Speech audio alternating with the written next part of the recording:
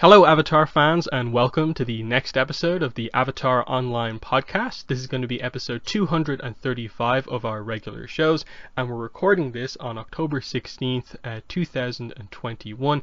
This is the official podcast for the fan site, AvatarTheLastAirbenderOnline.com, and I'm going to be your main host, Morgan Airspeed Prime. Joining me on the podcast is Greg2B from the site. What's up, everyone? Excellent. So on today's show, it's going to be all news. We've got a lot of news from the, I think this is one of the longer sort of breaks between episodes that we've had, partly just because, yes, there's a lot of news here, but not a lot of it is like particularly big or like that I felt we needed to rush to do a podcast this week just because there was this thing. But enough is built up where, okay, we'll just do a news show. So it's going to be a bit all over the place here because it's from about 5-6 weeks collecting all this news. So, strap in here. We'll go through it all as best we can. So we're going to start off with some new Funko Pop reveals, announcements, kind of announcements. So there's 3 new Funkos here. 2 of them are announced. One is in this weird sort of, we know about it now, but it never actually was officially revealed technically. So the first one is Ozai. So this is a sort of Sozin's Comet Ozai, more of a battle Ozai compared to the common Ozai that we got previously. This is a Chalice Collectibles exclusive, at least in America anyway. I think the release date for this is roughly sort of aiming for the end of the year. Funkos are in a really weird spot where already they have a general sort of release window that is a couple of months, and they're suffering delays, which extends that a bit more. So realistically, this is out anywhere from like November to probably February, March. And I think that's roughly going to be the same situation with all of the pops that we talk about. But we'll start here with the Ozai. So really cool. I like the common Ozai that we got already, but I think this one is definitely a good one to get him in action. And it more or less means I think you've done nearly all the Ozais that you have to do. I like specifically that they've chosen more or less this pose is like his opening attack against Aang in the fight. You can tell by the way he has his hand up against his chest and he fires into the ground. That's what he does against Aang. So nice little kind of callback there that it's a very specific pose, and I think it looks really, really good. And I believe this is only like a render, just because I don't think they ever do effect parts that look like that. So that will probably be transparent plastic when it actually releases. We see sort of in hand pictures. But what are your thoughts on this new exclusive Ozai?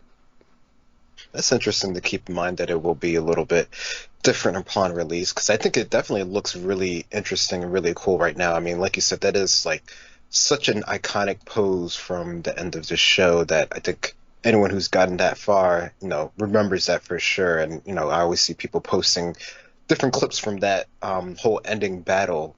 So this, having this one as one is pretty cool to see. I guess, I don't know, it's too bad that all the really cool ones are always like super exclusives, or you have to find them in special ways, because I think that these are always the ones that are like the most interesting, which I mean I guess that's the whole point behind them too, right? But no, this definitely is really cool, and I don't know, it's definitely one that I would consider getting for sure. Yeah, that is the weird thing. Like, obviously, pretty much, it's pretty, exactly in America where they're exclusive to, so there's at least that sort of certainty of like, I order from here, I'm realistically going to get it. The impression I get is that like Chalice Collectibles like are reliable, but they maybe like charge a little bit too much for their exclusives, because you see them often getting exclusives all over the place. So there's that. The next one here is the new Azula exclusive. So this is one where it's an exclusive, and then there's also a glow chase, which I believe is usually 1 in 6. So if you order from here, you have a chance of getting the glow-in-the-dark version. So specifically, this is Final Agni Kai Azula. She's doing her sort of jetting around the place on her blue fire, propelling herself forward. You can tell it's final battle because the hair is cut, and as we know that she did just prior to all of this. And yeah, it looks like the fire is going to be glow in the dark. This is exclusive to Big Apple collectibles. And then again, you have a chance. I think sometimes these shops do things where you can like, you pay for the price of like maybe like I think it's like 4, and you guarantee yourself the glow. I forget the way some of these places do it. It's weird. You either take the chance or you pay a bit more to guarantee it. I don't actually know in this case, because I had to order my copy of this from somewhere else where I think it's just a random chance of getting the glow. But still, very cool Azula Funko. The first one was her doing lightning. This one is her doing the blue fire. And it's very different because it's her like really clear, obvious other version. It's the going slightly mad towards the end of the show version. But what are your thoughts on this Azula? Yeah, no, definitely going a bit mad near there. But yeah, no, I think this is definitely another one that's really cool from the end of the season. I mean, I feel like, I don't know, I think we're always talking about like how the end of the seasons of the show is where like all of the interesting and more dynamic things, which makes sense because that's where, you know, everything's sort of built up towards the end of the season. So yeah, this is just another one that's really cool and a bit limited as well. But I think for this one, either one of these is really cool if you can get them. The last one is pretty recently.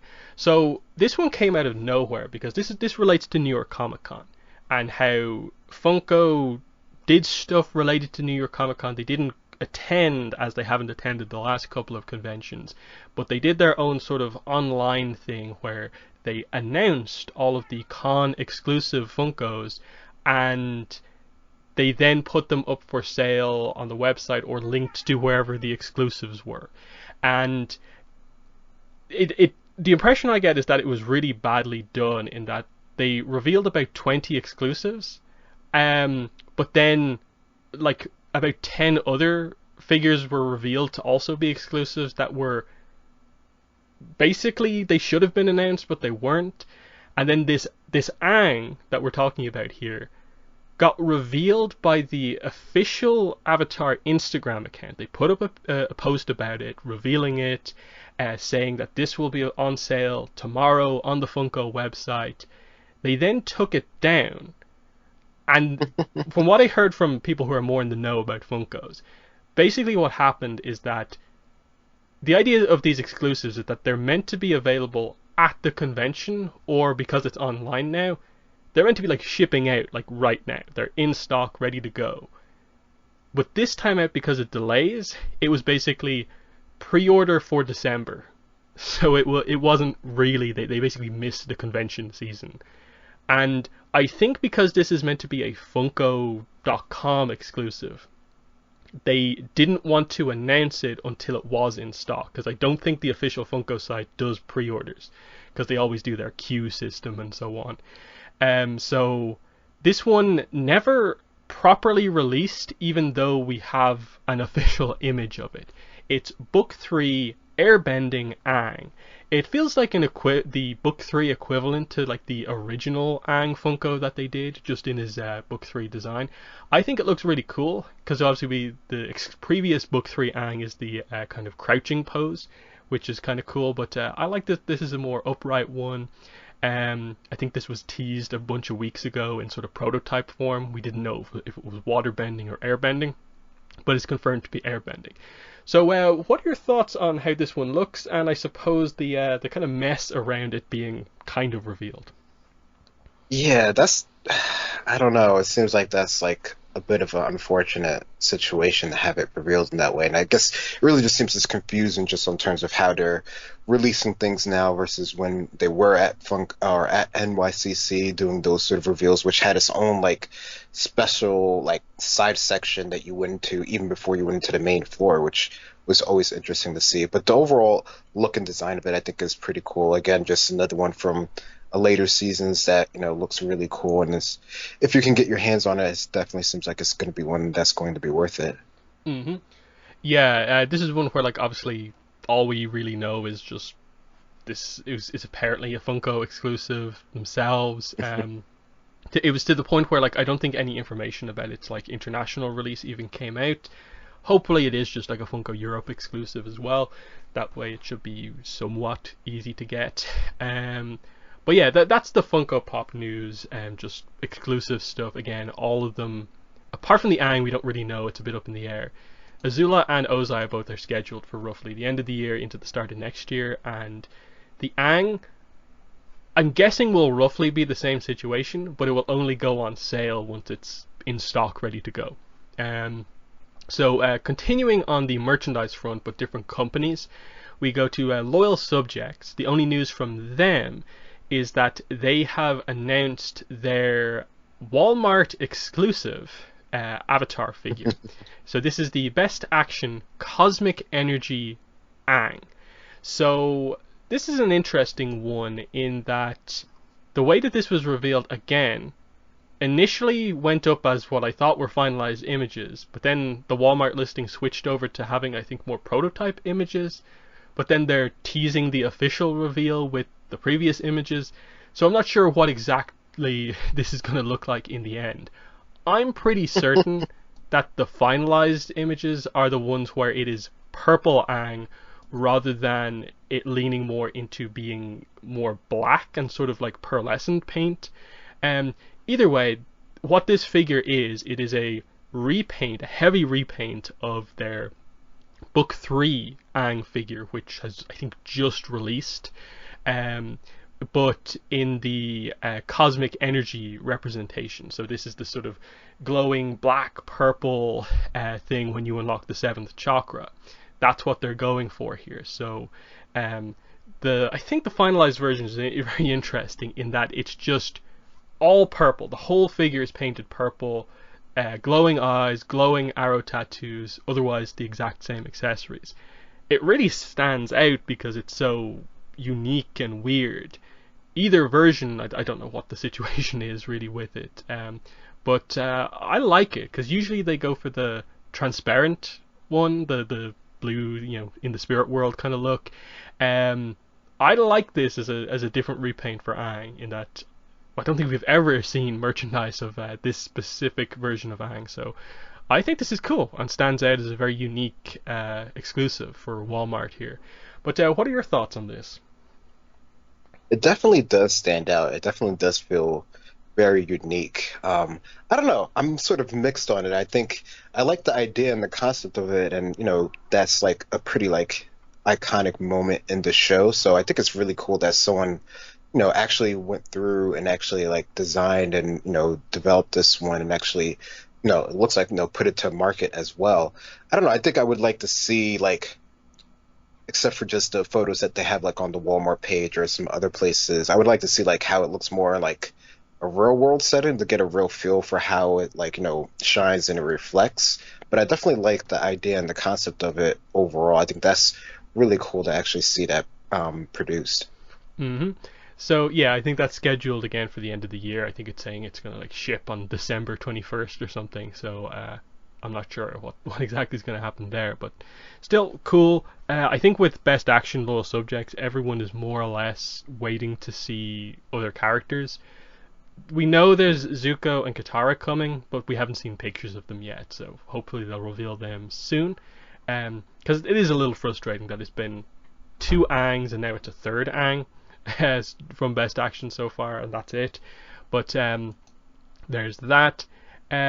Next we move on to Mcfarland. The only thing to say here is the 2 different versions of Zuko at the 7-inch scale. So I think on the last podcast we talked about the standard version, but while we talked about that, they also said that there was basically a chase version. Since then we also got revealed a gold sticker version and what the chase version is. So the gold version is an exclusive version. I think it's Target in America and other places elsewhere.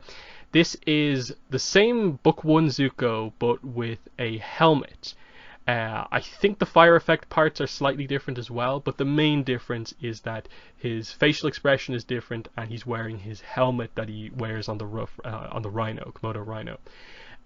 The chase version, which I assume is the sort of like 1-in-6 style thing is, again, book 1 Zuko, but this time the head has the bandage and it's referencing the book 3 flashback to like Zuko recovering from first getting the scar, searching the air temples for the Avatar. So bit of a deep cut on that one, and it's kind of like, if you got that one, would that be your preferred one? Like it obviously has more value than the normal Zuko, but it's like it's so specific that would you not prefer the normal Zuko? It's an interesting one to consider. But what are your thoughts on these two different editions of the Zuko? Yeah, no, that's a good point that you make there. Which one would you prefer to have? I mean, the one that's more unique or the one that, looks more like you actually see in, pretty much all of the actual show? I mean, I think, the idea of having that is interesting. I wonder if we've gotten one that's been so specific like that before. I can't really think of any, but the overall design of them, of course, is really good. I think these are probably the ones that most people are, liking in terms of style overall, with, minor things that they might not like per se. But no, I think, for the most part, these are definitely really cool designs, and it's nice to see them actually like coming out and everything. Mm-hmm. Next up, Diamond Select Toys. I think we were actually maybe expecting them to potentially do some reveals for Avatar stuff, but they didn't end up actually doing that. They just showed the stuff that they already have out, pretty much. But in one of their Q&A sessions, a specific New York Comic Con one, there is a question about Avatar. Someone asks, any plans for Avatar Gallery Toph and Azula?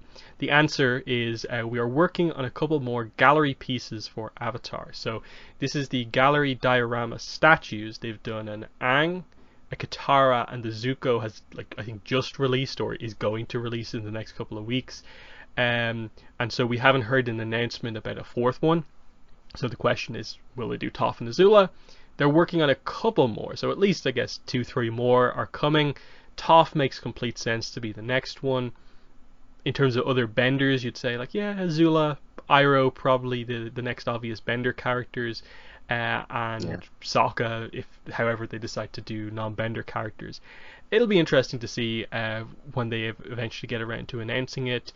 I think Toph should be next, just so they do an Earthbender character. I'm really interested to see how they do a big fancy Earth effect part, because that's the big thing with the gallery dioramas, is that they're probably the coolest statues in terms of showing the character using their bending. I don't think any other company has come close to kind of getting it as cool looking as these ones. But what are your thoughts on this? More gallery dioramas on the way. Yeah, no, I would agree that those are probably I think from Diamond Select, those are probably the ones that people have the least amount of issues with overall. So the fact that they're working on more of those, and if they do Toph, then I think that's really going to be cool to see her effect part and just the overall, I guess, sort of scale that they can do with it. Because, they are pretty well-sized pieces. So if they do that, a really sort of interesting effect part that she's on the earth or however they want to manipulate it, I think that could definitely look really cool. Mm-hmm. Next up, we'll get into some small, tiny, not particularly important Avatar Studios pieces of news. And this is literally just any time it's been mentioned, bringing that up. So Brian appeared on, what's it called? It's the Rise Up Animation podcast on YouTube, specifically the episode called The Art of Pitching with Brian Konietzko. It's a 2-hour, 8-minute long podcast, and I didn't listen to the full thing. I just basically heard the news along with everyone else. That he mentioned Avatar Studios at the very end. So yeah, 2 minutes from the end, during the wrap up, he mentions himself. I don't even think they ask him about it. He just brings up that oh yeah, I'm working on Avatar, and then he just says working on all this stuff, have all the support from Nickelodeon, and then he says it'll be years before that stuff's out. So this got some people, kind of freaking out about, what does this mean? That's kind of a very dismissive way to kind of talk about it. That it's going to be a really, really long time before we hear about it. I kind of had a bit of that reaction initially, but then I'm kind of well, yeah, we're not expecting anything until 2023, which there's 2 years basically already.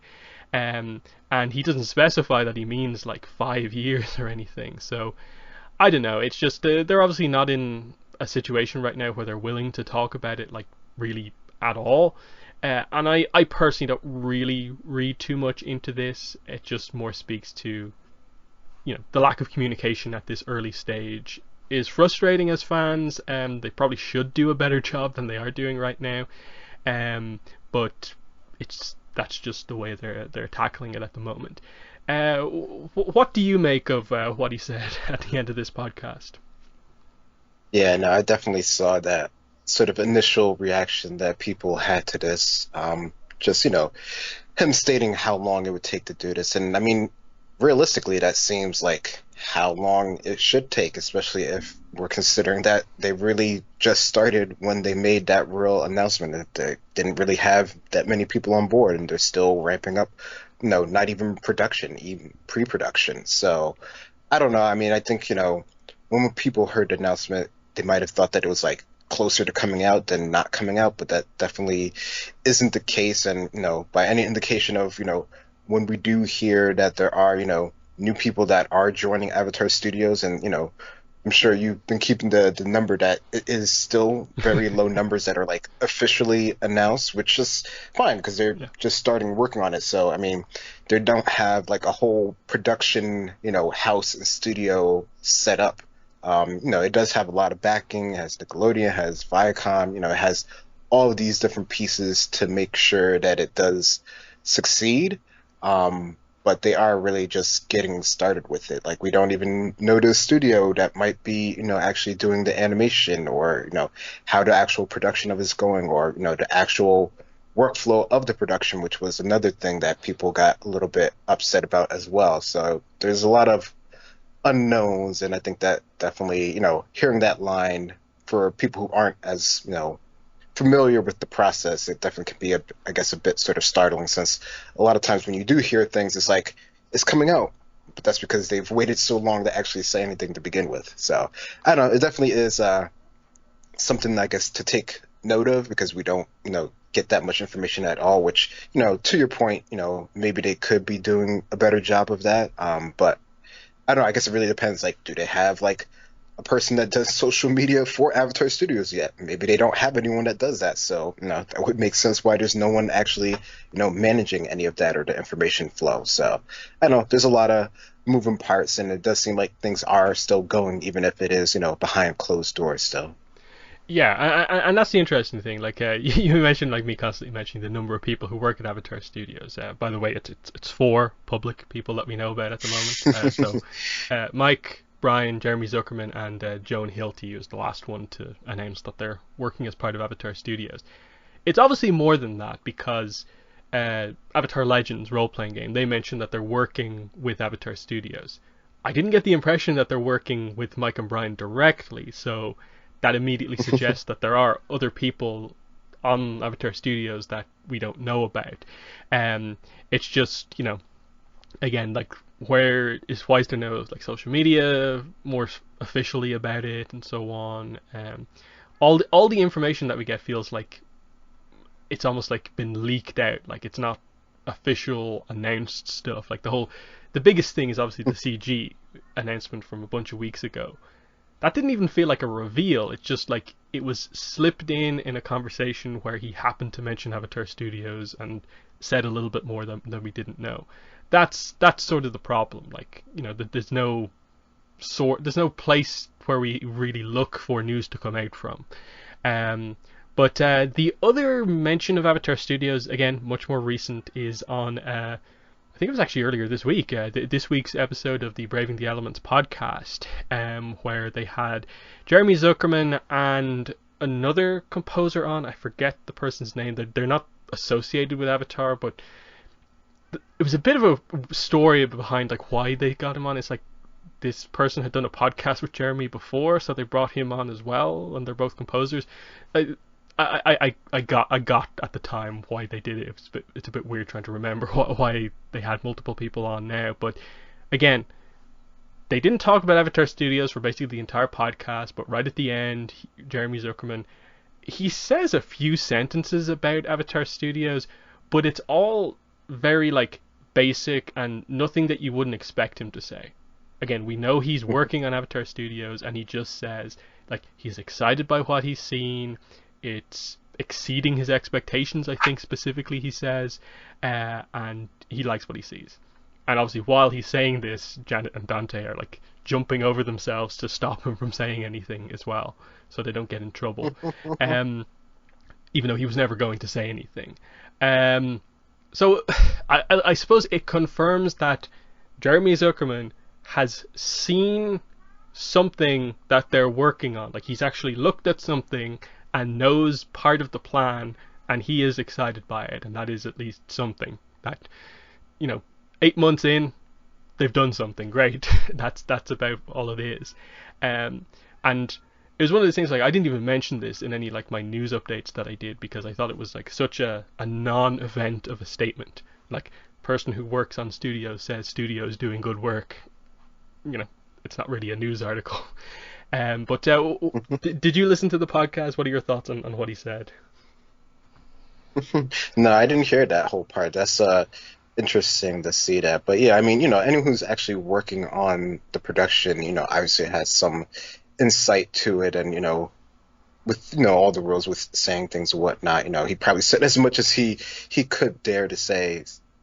I don't know. I think that's interesting. I mean, of course, hopefully there's going to be some progress, so it's nice to, I guess, note it. Not really, a huge thing per se. Mm-hmm. Next, This is probably one of the bigger pieces of news that we have. So, new piece of merchandise announced. New in exclamation marks, I guess. Avatar and Korra Ultimate Blu-ray Collection has been revealed. So this took a while to fully come out. I think it turned out like we actually had missed this for like a week. It was actually up on like Blu-ray websites for a while, but the fandom only found out about it like a while afterwards, because again, there was no news article announcing it. It just went up on basically a Blu-ray database website first. But obviously then people found the Amazon listing for it and so on. So the situation with this is that it's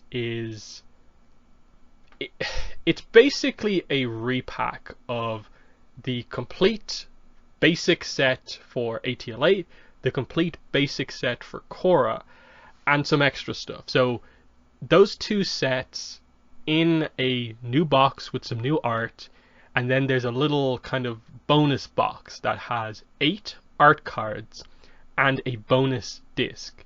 So the 8 art cards, as well as the cover art, is all done by Rola Chang, who is the Kyoshi novel cover artist and also did the calendar art that recently came out. So that's really cool that you get them. You get Aang, Katara, Sokka, Zuko, Korra, Mako, Asami, and Bolin. Now, I think 1 or 2 of these pieces of art are brand new.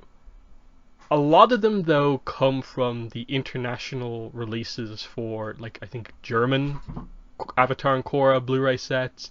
So not all of this is completely new. So 8 art cards, and then the bonus disc, all it says is 80 minutes of all new bonus features, includes an interview with the Avatarverse creators, and then the Amazon description says, and I still don't know what to make of this, exclusive bonus features including an auditory exploration with the Avatarverse creators, comma, a conversation with Janet Varney and Dante Bosco, host of the Avatar Braving the Elements podcast. Are they 2 separate things? Are they the same thing? Is this just the podcast that they did with Mike and Brian? I don't know. Because I think those 2 podcasts together come to like 100 minutes, but they're saying there's like over 80. And they're saying bonus features, so that there's multiple features. So I don't actually know. I'm like, we know they have like video of most of these podcasts, but they don't actually release a lot of it. So I was thinking, is this just the video version of those interviews? I'm not sure. But either way, This is coming out December 7th, 2021. It retails right now for $99. And so far, I haven't seen a particularly strong reaction to this from the fandom, at least on my YouTube channel, at least. Just because it's not the ultimate set. Because it doesn't have extras that were on previous DVD releases, like that documentary, I forget what it was called, that hasn't been on any of the more recent set releases. They just, in the last couple of months to a year, have released steelbook editions of ATLA and Korra on Blu-ray, which in terms of packaging are the ultimate sets for each of them. The fact that we know the art cards that they're releasing, there's way more pieces of art for multiple more characters. Why only do 8 characters when there's really cool art for Lin, Tenzin, Paku, Kyoshi, all these other characters out there as well? Like, would it really have been a stretch to do like 16 art cards just to make it properly ultimate?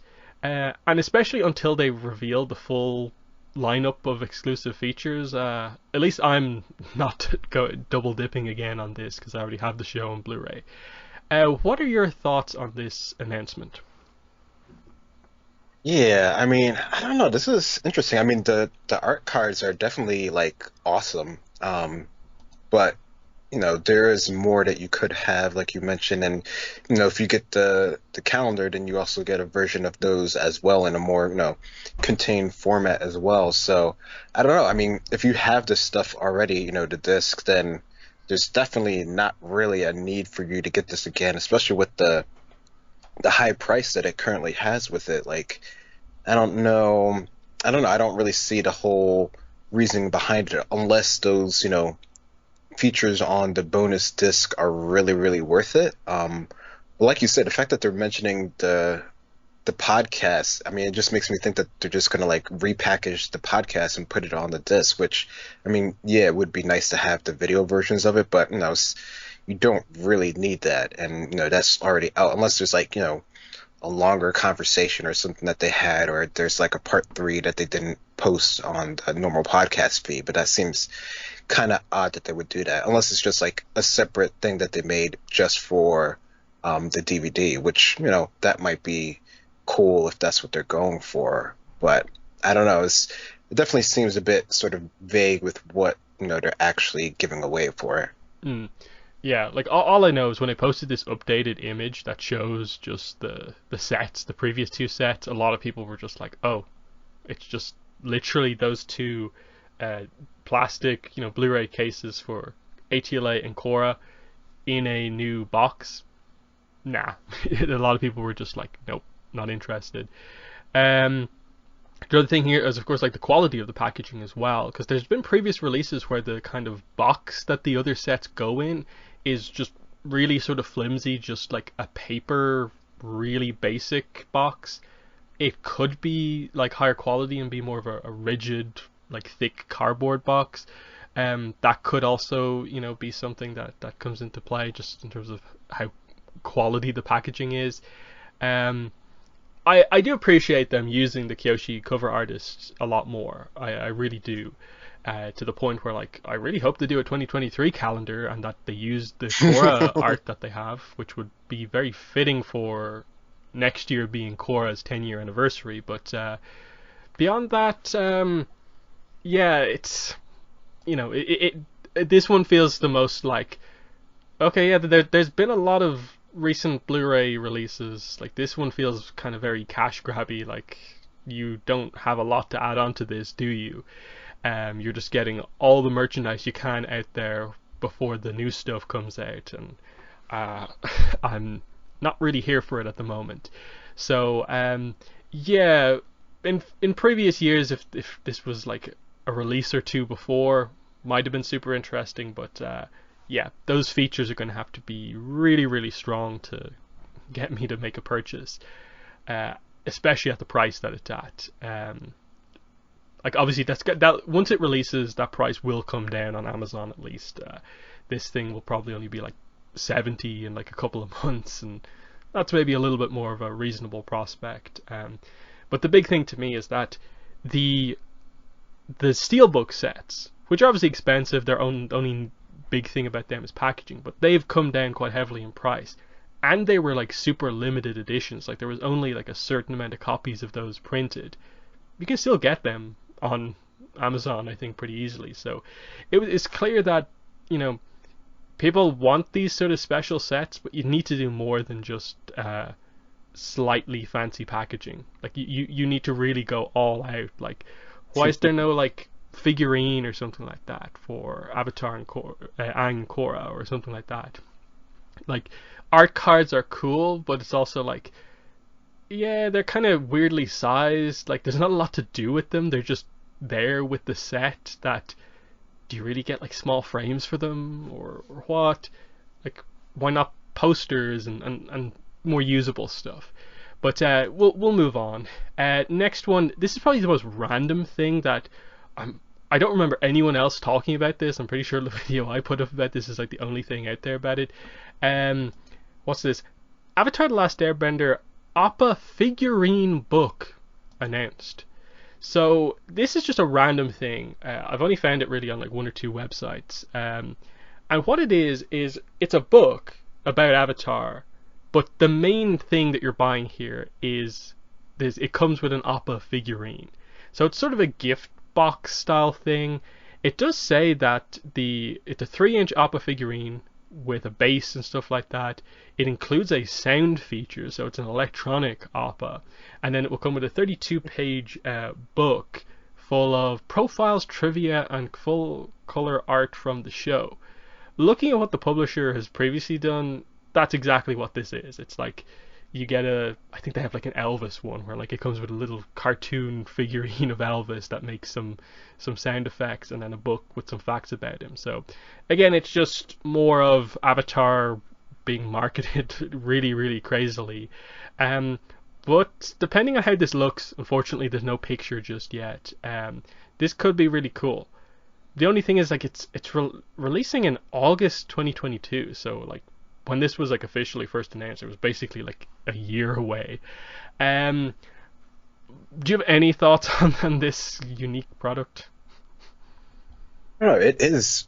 It is really, really unique. Like looking at the other ones, it actually looks like it might be like a cool little like, stand display that actually has like, at least a little bit of features to it. Like I'm looking at like their Cuphead ones and the Gretzko ones, and the idea of it is pretty cool. It does seem really random, or at least to me, it's not something that I'm particularly familiar with. So it seems like it might be like a cool, unique sort of thing just to have. I don't know. I really wonder like what sort of like pose they're gonna have for Appa with this, or how's it gonna look? Appa usually being like a larger, flying creature. Like how would they actually like design and display that on a stand or whatever? So I don't know. It could be interesting, but that's definitely something you need to have a picture for to visualize it to see if it's worth it or not. Yeah. And then in terms of the book part of it, I'd be expecting like very little from the book, like very basic information, like just some pictures. This is Aang. Like it says trivia, but like really, really low expectations for the content there. Next up, this is probably the thing that, like, at least for me, is on my mind at most times each week. Avatar comic announcements coming very, very soon, according to Dark Horse staff on the latest comic live reading for Suki Alone that they did.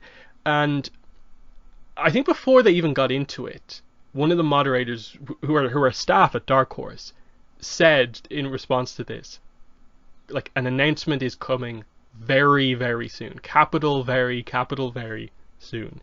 Then as we went on, some of the more kind of, I suppose, well-known people, Jenny Blank, who's like an editor at Dark Horse, mentioned again, announcement coming soon. She didn't say very, very soon in that case, but said announcement coming soon. And again, this was weeks ago. This was before New York Comic Con. And so Comic Con came and went.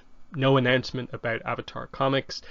But this still stands. This is something we've been waiting for long before they said this. Like, I think we're approaching like probably 8-9 months like since like an announcement probably should have happened. So this really does have to come sooner rather than later, because I say this often in my videos, like the more time that happens, like the longer that this is going to get pushed into like later next year. And so, as we're going to talk about shortly, like there's been delays to other books, and already the schedule isn't particularly packed with new content. So it's looking at this stage like it's going to be like a year between Suki alone and the next like proper book. So I hope whatever they have, whatever this announcement that they're teasing comes, like hopefully like next week.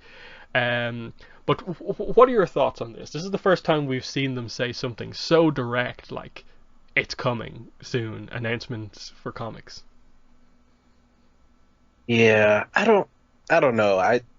Whenever we get like these announcements through, like, which is weird because it's from them directly, right? But it's in like a context of something else that they're doing, so it's sort of like weird in the way that we're getting the news there. Like, it's not like an official post. It's not like from their page or, from their social media, which even that can be a little bit iffy sometimes in terms of when, the actual news will come out instead of like the, quote unquote official way that it's being released. So I don't know. The idea of very, very soon or soon, I don't know. It's like, I don't know. It seems very relative because I felt like, our sooner of that was supposed to be like a while ago in terms of that. So I don't know. I think my hope would be that it's before the end of the year. Like, I mean, yeah, sure, like next week or a couple of weeks would be like ideal, like for sure. And if they do, that would be like awesome.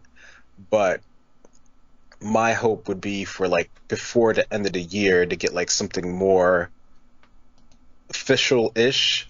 Even if, there are still, there might still be delays and all that other stuff because, everything's sort of wonky these days. But I would hope there would be like some more of an official, like, this is what is actually coming or being planned to come out. Even if it doesn't come out until like the end of next year, at least, there's an announcement of what the thing actually is, in more of an official sense. Yeah, and then obviously attention turns to like, okay, we've been waiting for ages, so that means there's a lot of stuff built up that we're expecting. Like, what is the announcement actually going to be? Um, I feel the thing that I want, but also probably has to be first, is next core comic, just because we've known that it's been in the works for so long. Now, we don't know how that, project that was in the works has been affected by the Avatar Studios announcement. If it's just been pushed back, things have been changed, delayed, or what. But we know that to some degree they've put time into the next Korra comic trilogy. And it's been a long time since Runes of the Empire ended. It felt like ages ago. I just checked there. It was February 2020 when Part 3 of Runes of the Empire came out. So, that means by the time a new book comes out, and at this stage it's going to be like, what, July, August, September, if it's announced within the next few weeks, that's like a year and a half, sorry, 2.5 years between books for a franchise. And I think they will want to have a new Korra book out for the 10-year anniversary. So that is something that I think has to happen. Next Avatar comic, obviously we're expecting more one-shots. I get the impression that at least Faith Erin Hicks is probably still going to be on board. Potentially Peter Wharton, but I maybe wouldn't be surprised if they had a new artist. But they should be announcing that pretty soon, because again, they specifically chose to switch the format. Why would we switch back after only doing one batch of books?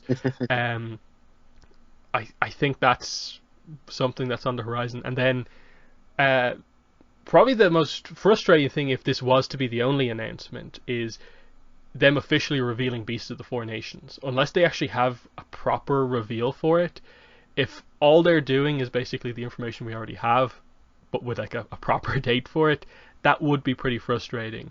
But what are your thoughts? Like, this one that they clearly seem to know is they're going to be able to announce soon. What do you think that announcement is?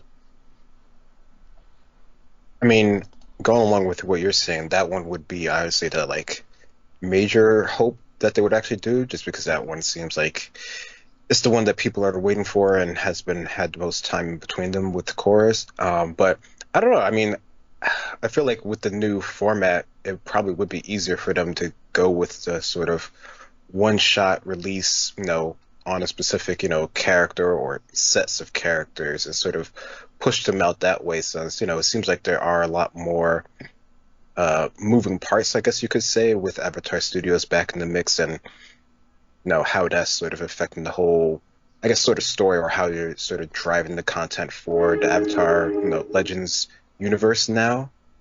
So I don't know. I mean, it would be cool if it was sort of like a long running sort of tie-in towards like whatever they actually do have come out. I guess that would be like upper end really hopeful cool if they actually had that on the horizon. But I think right now having the sort of solo ones would be more what I would think that would be coming out sooner rather than later.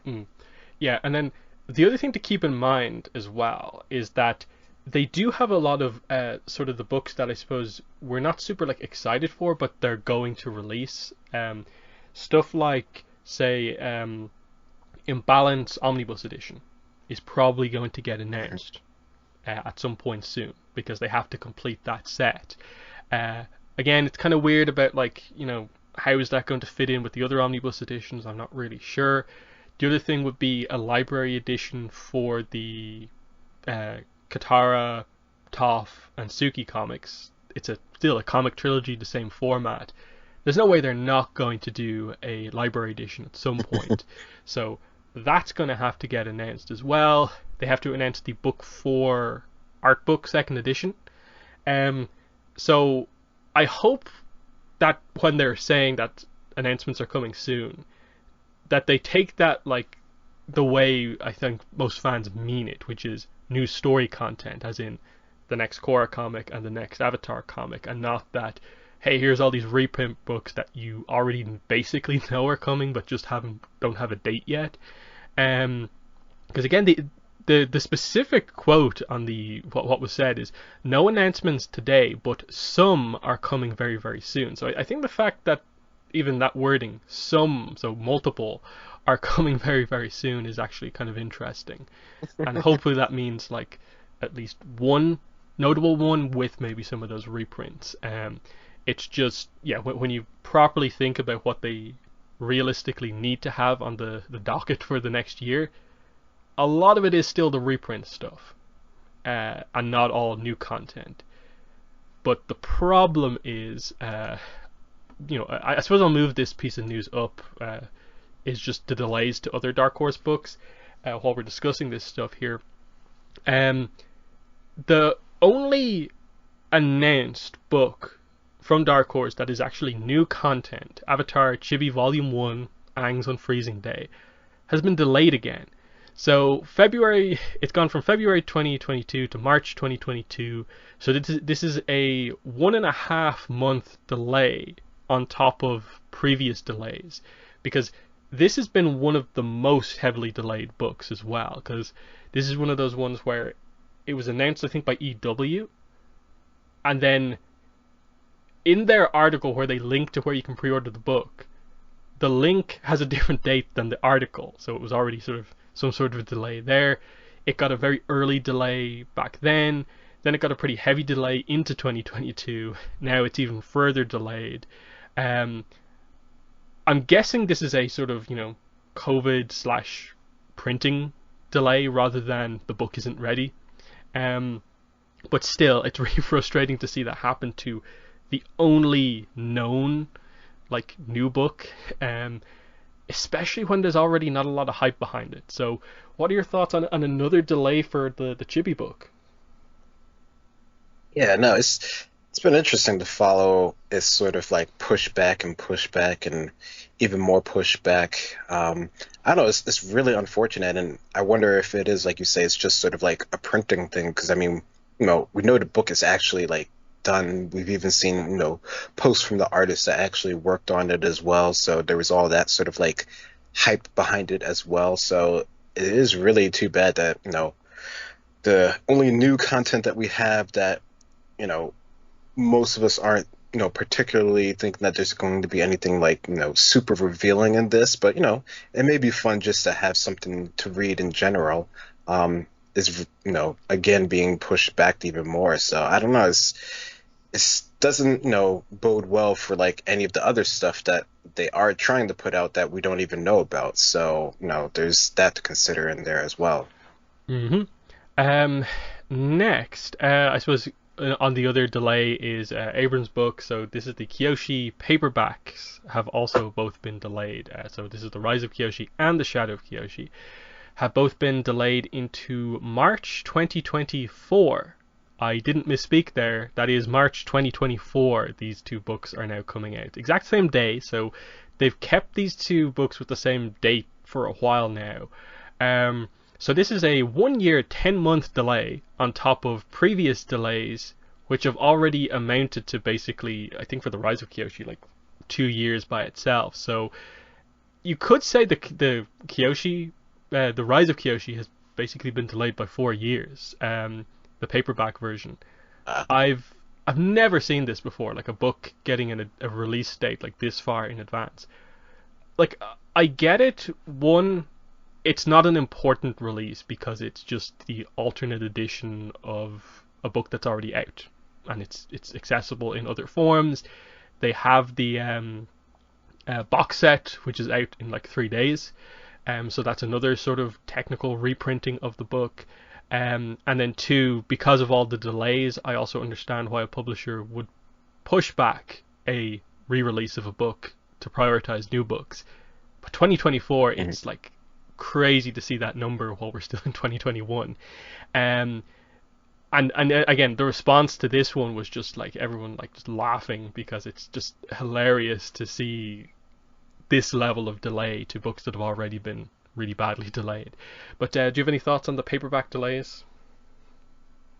Yeah, no, it does seem just like a bad joke at this point with how far it's being pushed back. And yeah, like you said, it is out there in other forms, and you can read it on digital. You can get the hardbacks and the sets coming out. So the audio version of it is also there as well. So there's no, there's ways for you to have it. It is generally pretty accessible, but some people do particularly want the paperback version of the book rather than the hardback. So for those people, it's definitely unfortunate that it is being pushed so far back. And I don't know, it just makes me wonder, like, is it just like a prioritization thing where there's just other ones that need to come out more readily than this one, or is there just like issues with just the printing and the papering, all paper and all of that? So I don't know, I guess there's not a lot of big communication on that, which maybe there, I guess in the grand scheme of things, maybe there doesn't need to be that much. But I don't know, it just seems funny that they're doing it, this far back. But who knows? Yeah, and then there's also the whole idea of like we have that one piece of information from the German publisher suggesting that there is a new novel coming out next year. So that's an announcement that we're expecting at some stage soon as well, if it's true, of course. Um, this date, obviously, this delay doesn't really tell us anything. Of course, we're still just waiting for an announcement. But it's like, oh, if a book is announced, it probably will get delayed just for like printing reasons. But again, like the comics, we're just waiting on news from that.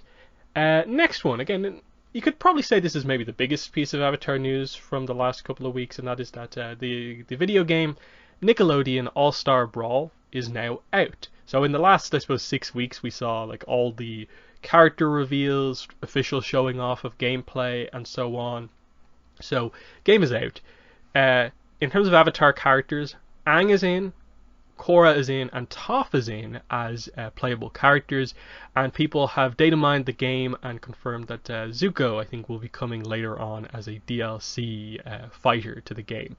I think there's at least two Avatar courses or arenas. Korra's one is really cool. It's actually like the Tree of Time area in the spirit world, like harmonic Yeah. convergence, Ravavatu in the background. And then Aang's is the Western Air Temple. Yeah, it's Western Air Temple because it's upside down. Um, and there's obviously a few little references like Oppas in the background flying around and so on. They did like full reveals for all of the characters. Interestingly, Avatar was actually last. They were the last three of the main characters to get announced. So obviously, like hyping them up just before release. That was kind of very cool to see. I think they did Aang Korra on the same day, and then I think they did Toph just afterwards. And yeah, the game has come out. I think the impression I get is that it's been received well from a gameplay point of view.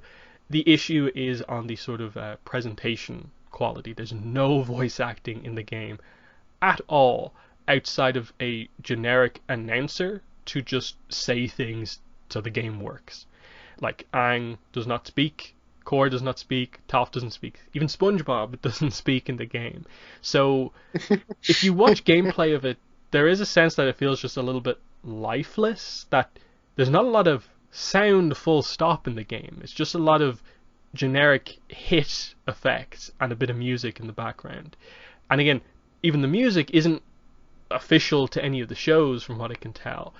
So that's the main problem here, is that like it looks like they've constructed a game that the hardcore Smash community really, really like, because it's I think people are saying it's more like Smash Brothers Melee, which is the one everyone really likes, and that it's almost better because it's like even quicker than that. So gameplay wise, they've got it right with like all the characters, and like people who like other Nickelodeon franchises.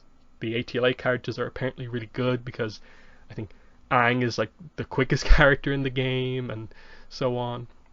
But yeah, it's an interesting one. I ended up, like, I was considering getting it, but I ended up not getting it just because the lack of voice acting was a huge deal breaker for me. Anyway, but what are your thoughts on this now that the game has actually come out? We know all the Avatar stuff in it. Yeah, no, I mean, it looks pretty cool. I've watched a whole bunch of streams on it, so it definitely seems like it's a fun game overall. I didn't get it either. I don't think it was particularly worth it for me just to get it for those characters, or just, the game overall. I definitely have it saved in terms of, if the price goes down or anything, then I'll probably like get it, which I believe it did actually come out with a bit of a discount from its original retail. At least that's what I saw on Steam, particularly. So, and even there, the price of the game itself is, it's not like a full game price. It's a bit cheaper, so it's not like that expensive. But unless I guess you're really into it, or you just want it just because, it has the Nickelodeon characters and you remember those from like growing up. So it has like a huge like nostalgia factor of it, which I think is pretty cool to see. But other than that, there's only so much to it, and like you said, without having the voice acting, which I believe we've heard that that's something that they are looking into, or they've already planned to actually have it added into the game. Like you said, it does feel a little bit lacking in that regard, since that is, a key thing to pretty much all of these characters. So that's a bit unfortunate, but that might just be because of the development and how it's being funded and all of those sort of factors that always goes into game development in general.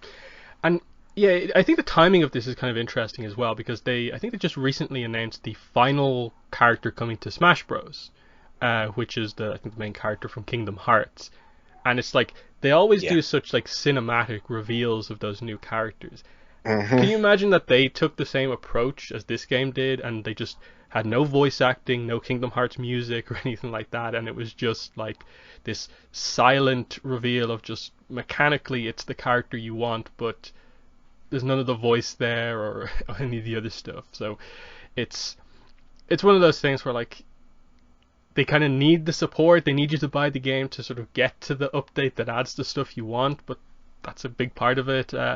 I know, like you said, like if the price comes down a bit more, then yeah, probably I might grab it, but it's still, I think, a little bit too much right now. Like I think for me, and I think it's like €50 here, so it's not like a full price game, but like it's closer to full price than sort of budget, I suppose. So it's something to keep an eye on, especially like as DLC characters come out and so on. But yeah, it's a cool thing, but we're still kind of looking for, like, can we get that proper Avatar game, like a all Avatar fighting game or something like that? That would be kind of cool. Um, and then we go to, unfortunately, like, not super high priority at all, given that it just happened, but New York Comic Con happened, but there's basically nothing to talk about in terms of Avatar. They had a panel. It was the Braving the Elements live podcast panel. Dante Bosco, Janet Varney, D. Bradley Baker was the guest.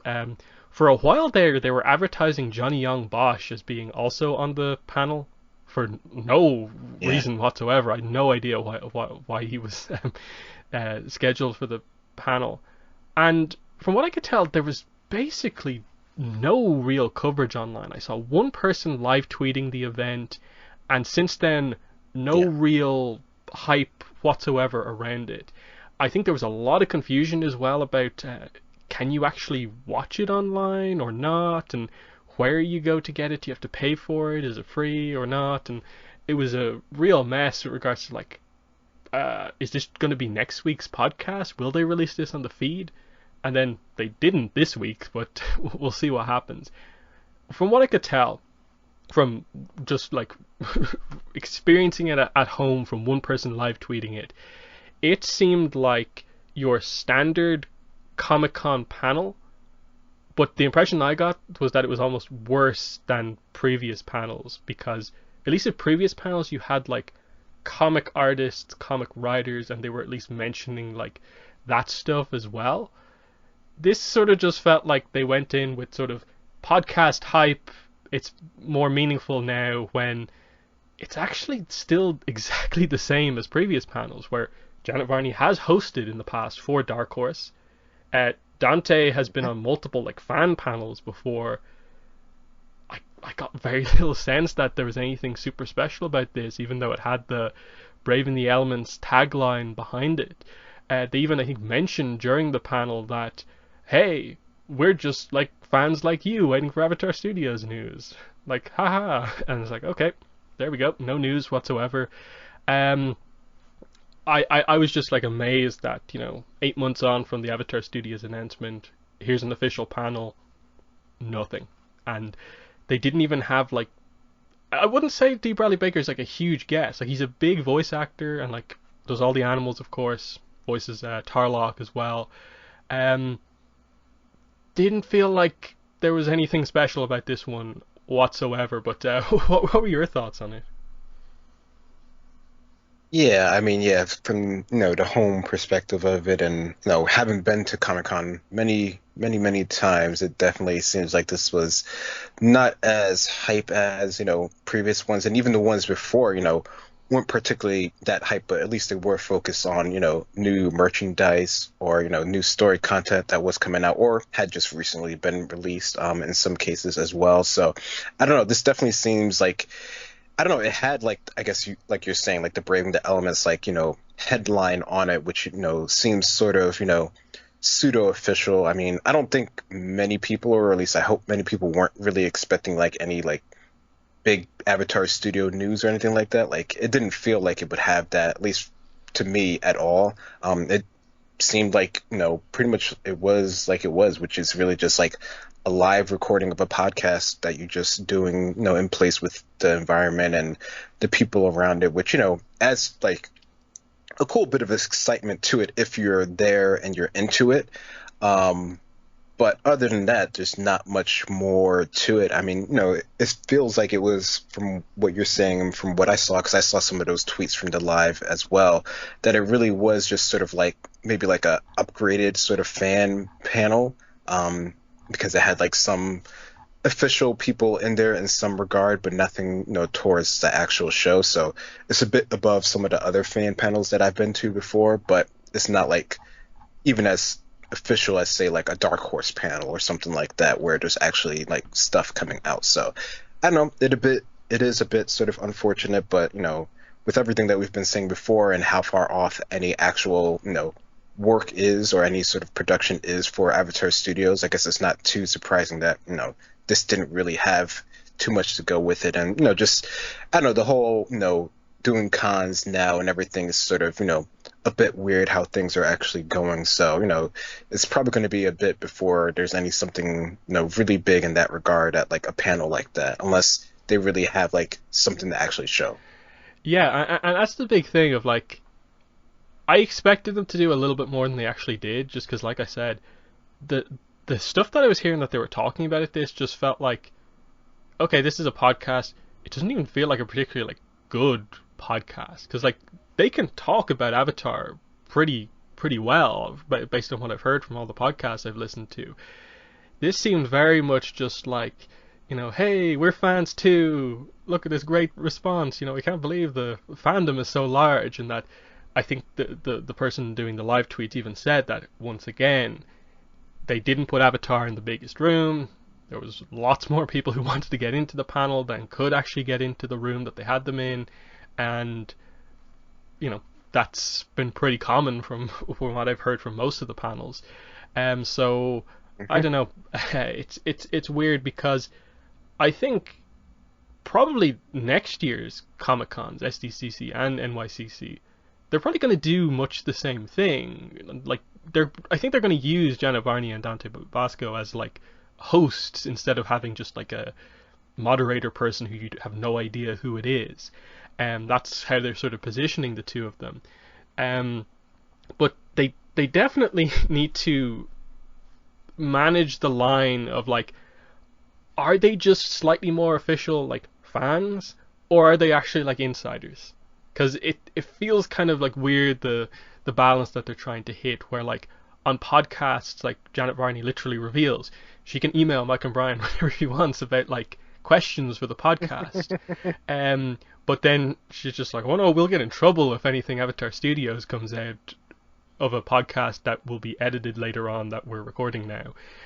So it's a weird one in the sense that when news finally starts to come out, they're going to have to like acknowledge that, and I get the impression they could be a place where news comes out from because it is an official source. But it feels like they're nowhere near that right now, and they're kind of like not positioning them even to be a sort of insider source like that. So, because I think when they eventually get around to it, maybe next year in terms of like an early reveal, where they show off concept art maybe for the early stuff, I could see them being there. But it's going to be night and day probably between this and whatever maybe they do next year. But I just got the impression this was a real non-event when it comes to sort of, you weren't there in the room and had the atmosphere of a con panel. There was just like nothing to really talk about other than that. And apart from, again, I think they did like signings throughout the weekend. I didn't see like anything Avatar related really at all. I think there was one minor bit of news that like I think Figpin had like an exclusive like Avatar State Aang that I completely forgot about until like right now. But that was it. That was about it in terms of like New York Comic Con official Avatar stuff, because obviously the Funko stuff didn't really happen. So yeah, it just feels like this year was probably too early for stuff to happen, but I don't think they can go another year without saying anything at one of these panels. So what are your thoughts on that? Like, do you think next year they kind of have to be better than this? I would hope so. I mean, if they do have, actual, some sort of like comic content coming out, then that by default will, give them enough, maybe enough to sort of have like maybe like a combo panel for Dark Horse where they'll do like, all of their announcements for all their stuff upcoming, so it'll be worth it for them to do it in that sort of case, because they've done and I've gone to those before. That seems like that would be more along the lines, and they can still have like, I think they have had Janet at one of those that I've been to before, so something like that feels like that would work out better, even if they still don't have any like actual Avatar Studios like real news. I think something like that would be way better than what it seems like what they did this year. I would hope we get something along those lines for next year, even if they have to wait, even if they don't have anything at SDCC and they just wait again for New York Comic Con to do that, since they tend to do some of the more comic stuff that in that location. I think that might be like the better way of going about things. And maybe they have some stuff from Avatar Studios and they have enough to do like a little mention of something. I don't know. I wouldn't think that they would do that at a Dark Horse one, but there could just be general news that they have in general that they sort of release. Mm-hmm. So yeah, there's that. Next piece of news is we got our first update, official update post-campaign on the Avatar Legends role-playing game Kickstarter. So they said they were going to be taking a break, but that when they come back, they'll be doing monthly updates. So we got the October update here. It was slightly delayed, and that they teased it, I think, for the previous week, but it ended up being this week. It came out, and I definitely expected a little bit more of an update, especially for it being the first one. Basically, the backer kit, which if you have pledged and are getting stuff here, you have to put in the details for the backer kit to get your stuff, because this is where they're sort of finalizing, what pledge exactly do you want. Here's where you can make changes if you absolutely have to. Add on extras. This is where they'll ask for like the special edition book, which character you want on the cover and the back cover.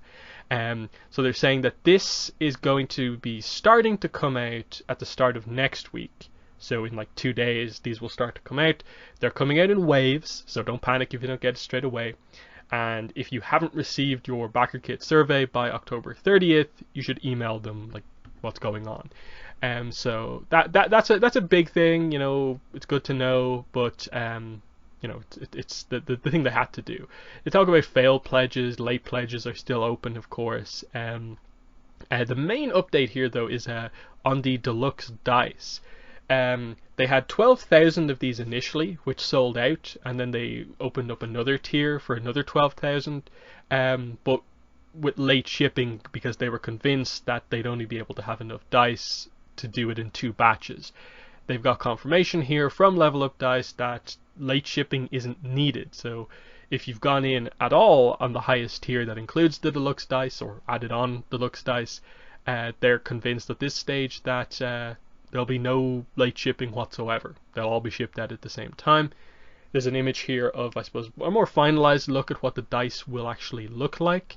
And beyond that, they just give the same like general, we're still working on finding resources for printing and doing the stuff that will finalize the game, and that's it. I definitely expected them to do a little bit more of what they said they'd do, which is, they also mention it here. These updates will fill you in on our progress, show you what we're currently working on, and give you new play materials as we go.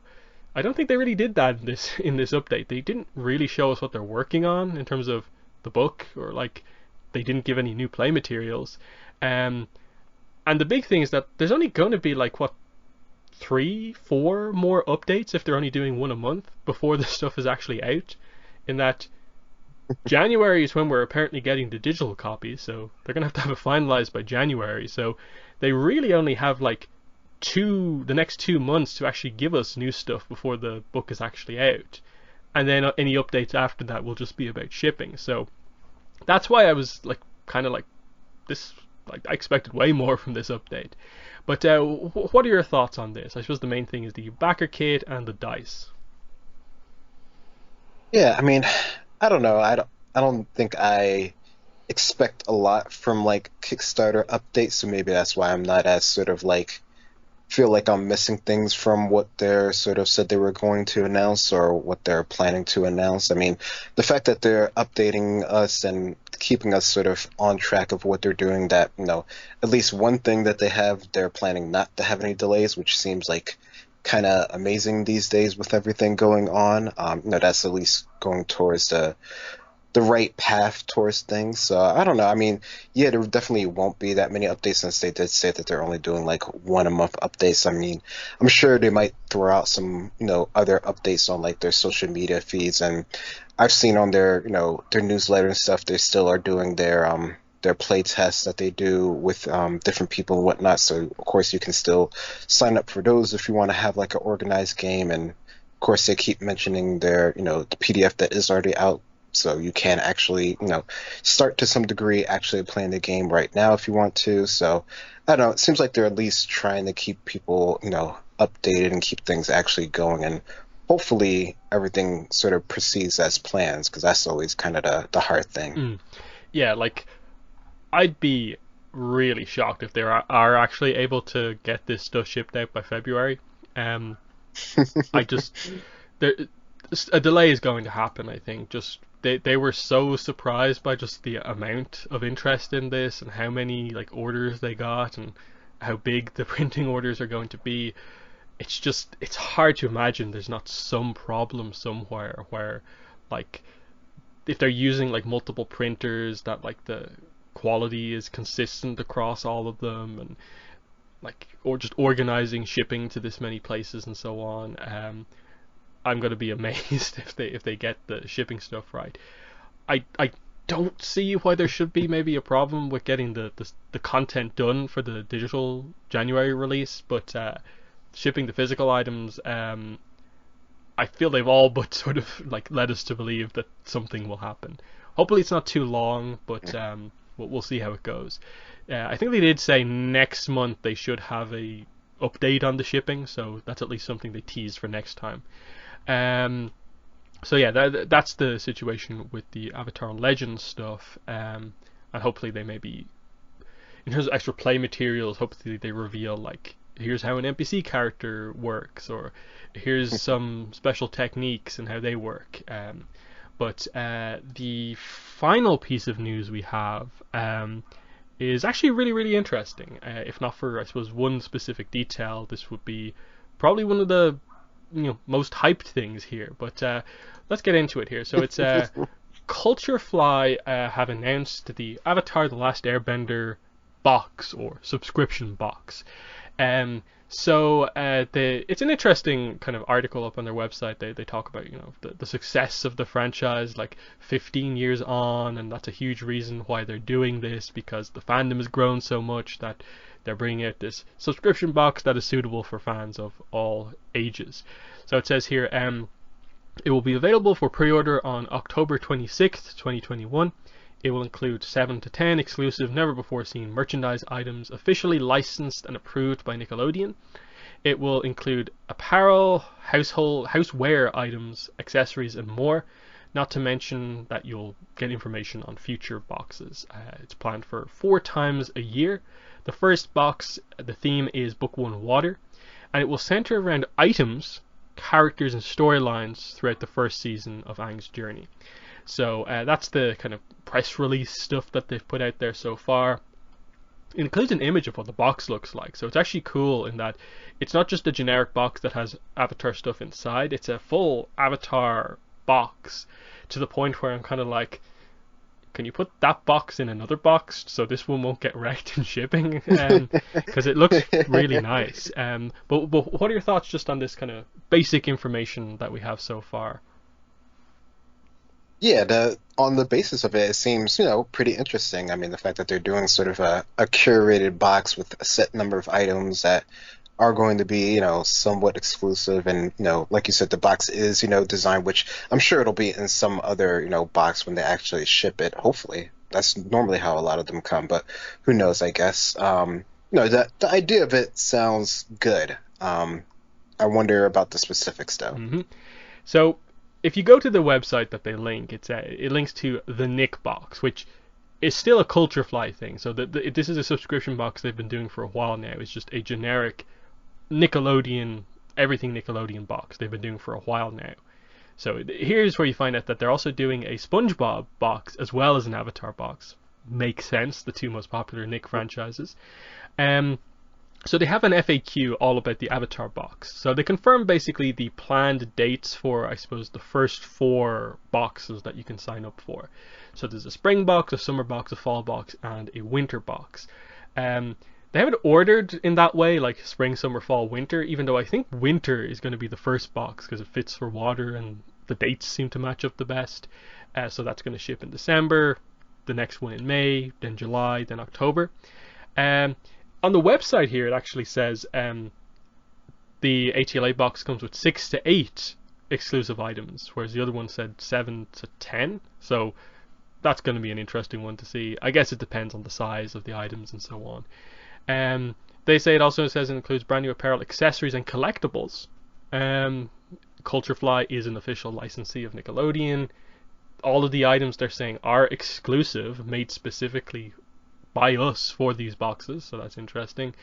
It is a quarterly subscription service, and then they go over the big thing. The reason I say this takes away a lot from it is that they only ship to Avatar fans in the US and Canada. So the amount of people in the comments on my video when I did this was just like, oh no, I'm from Europe, I'm out, was pretty big.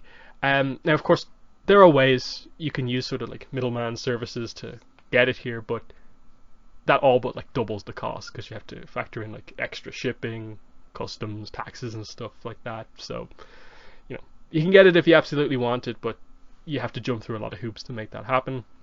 They're saying it'll cost $7 shipping for USA, $20 for Canada, and then they go over the fee. So it's basically $40 a box, but they're saying that each box will have a value of the items in it will have a value of 100, and then obviously you can sign up quarterly or for the full year. So you pay, what is it, like it's 47 including shipping a month, or you include, or you buy, what is it, 140 plus 28, I guess, what, 168 a year.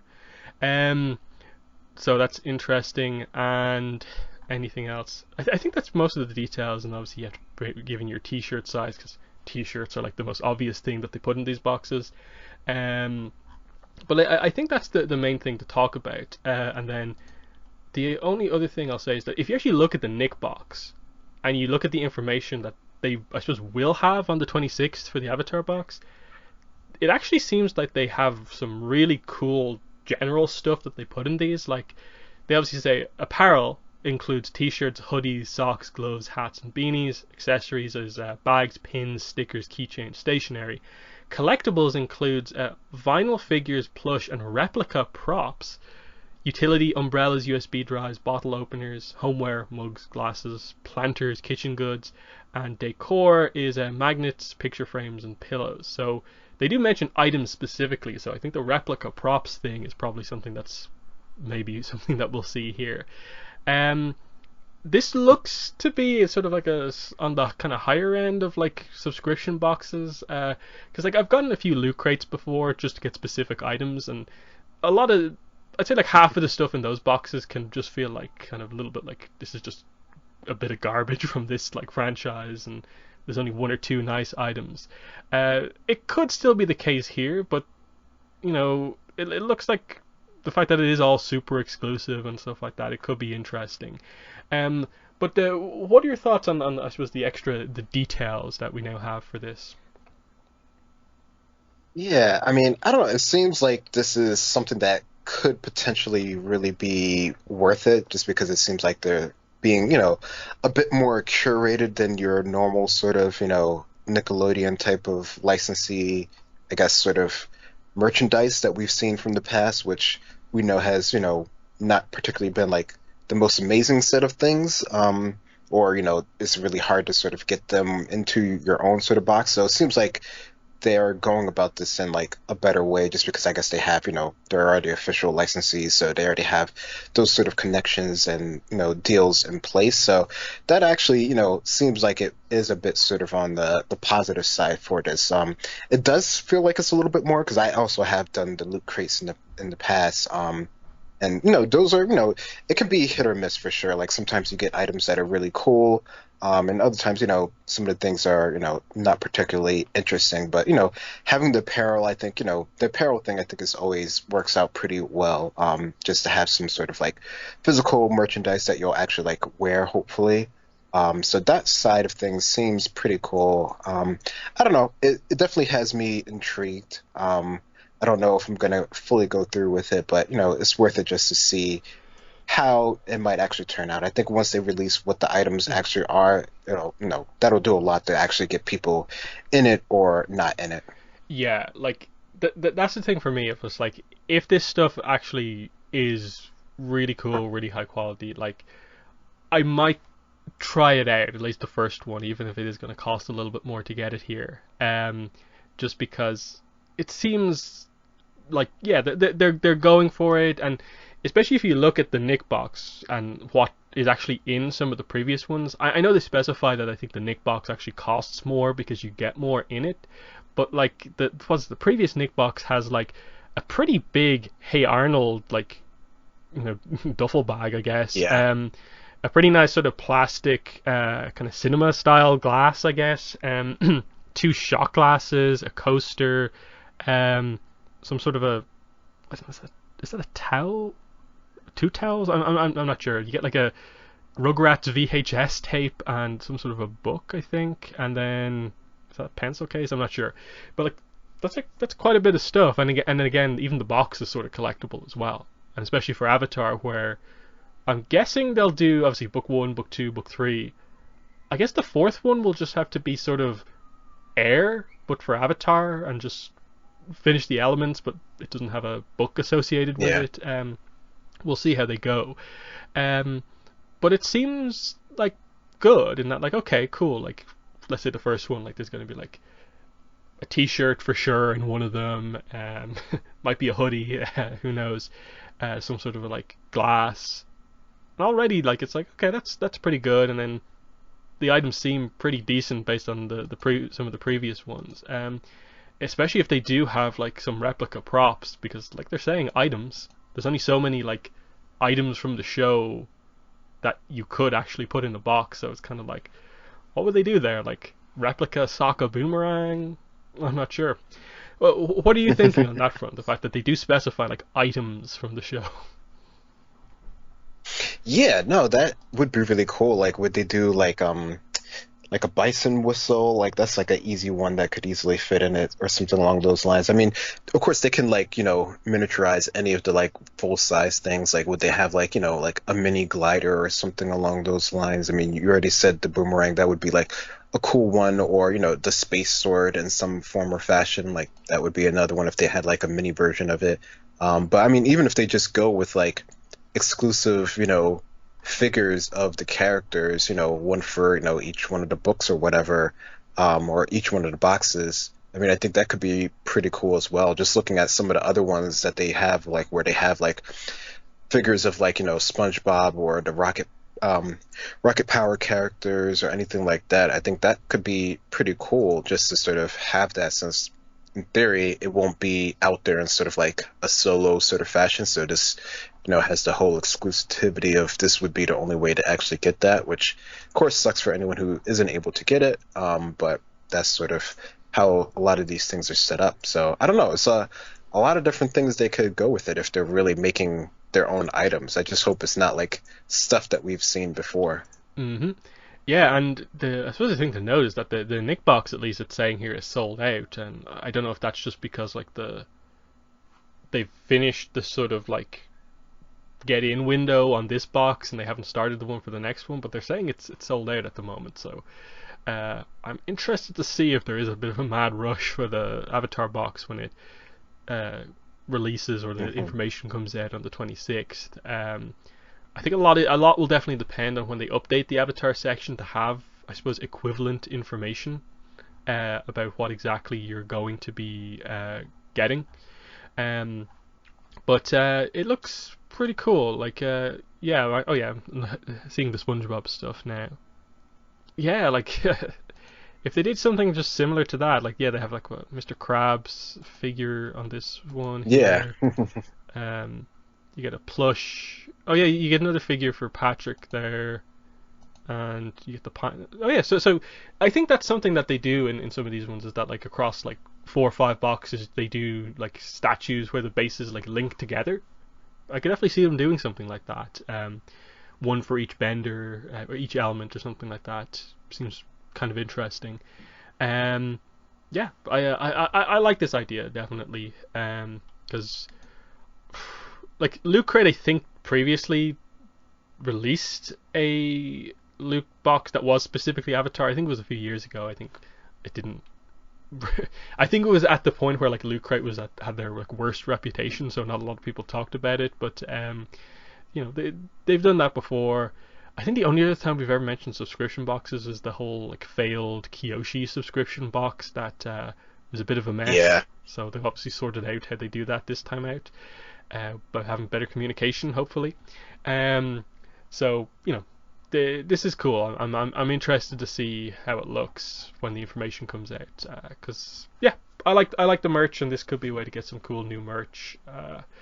I doubt they'll change it to allow international shipping, but it is a frustration.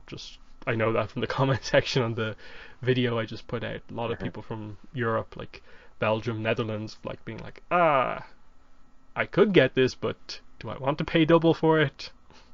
That sort of thing. But I think that's all the news that there has been. We're still just waiting for news, like we discussed already, with the comic announcements coming very, very soon, apparently, and that was like nearly a month ago that was said. It has to be something soon, like you said, before the end of the year. They absolutely, I think, have to make this announcement, because if we only get like an announcement in January, that would mean that book is probably only coming out in like October. Probably that's usually the way that this sort of stuff works, and that seems kind of insane to think that like we're maybe like a year and a half, 2 years away from like a new series, and we're still having to wait like a year for like the next comic and so on. So yeah, sooner rather than later, those announcements need to come out, because there needs to be something exciting to look forward to with all this delays happening. But other than that has been episode 235 of the Avatar Online podcast. This has been myself and Greg. Thanks for listening, and bye. Bye-bye.